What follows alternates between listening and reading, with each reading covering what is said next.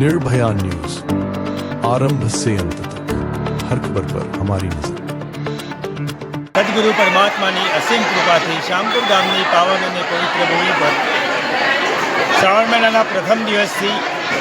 10 દિવસીય કથા કે જે કથા શ્રી મહાપુરાણ કથાનું જ્ઞાન ગંગાનું આયોજન કરી આપ સર્વ બધાના સાથ સહકારથી આજે 8મા દિવસે પ્રવેશ કરી અને આ મંગલમય દિવસની ખૂબ મોટી સંખ્યામાં હરિભક્તો ઉપસ્થિત રહી અને આ પ્રસંગનું રસપાન કરી અને પરમ કૃપાળુ પરમાત્માના આશીર્વાદ પ્રાપ્ત કરી આપ સર્વ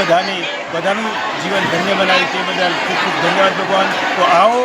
આજે 9મો 10મો દિવસ બાકી છે હવે, તો આપ સર્વ બધાને મારી ખૂબ ખૂબ ભાવભર્યું આમંત્રણ પાઠવું છું કે આપ સૌ બધા આવી અને આ શિવ મહાપુરાણ કથાનું રસપાન કરી અને આપણું જીવન ધન્ય બનાવો. તો આવો દિલીપરામ મહારાજના અંતરના પવિત્ર ભાવથી આમંત્રણ પાઠવું છું અને મોટી સંખ્યામાં આપ સર્વ બધા આ મહાપ્રસાદ લઈ અને આપણું જીવન ધન્ય બનાવો તે બદલ ખૂબ ખૂબ ધન્યવાદ. શામપુર ગામે અરવલ્લી જિલ્લાના શામપુર ગામે શિવકથાનું આયોજન જે દિવ્ય આત્મા અમરજ્યોત દર્શનધામ શામપુર ખાતે શિવપુરાણનું આજે આયોજન કરવામાં આવ્યું છે અને આ સંસ્થા તરફથી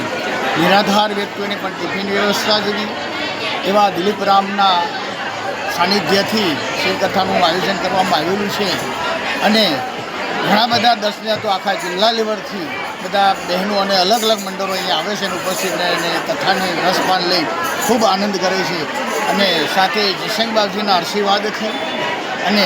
બધા સંતોના આશીર્વાદથી આ પ્રસંગ ખૂબ દીપી ઉઠે છે અને સંયુક્ત